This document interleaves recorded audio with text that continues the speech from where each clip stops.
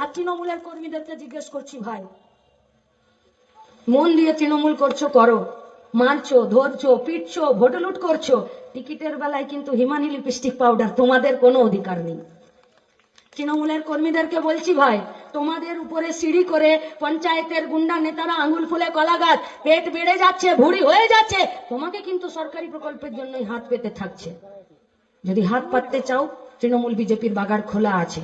যদি নিজের অধিকারে হাত উঁচু করে, মাথা উঁচু করে বাঁচতে চাও, আমরা বলছি লাল ঝান্ডা তোমাদের জন্য দরজা খুলে দাঁড়িয়ে আছে।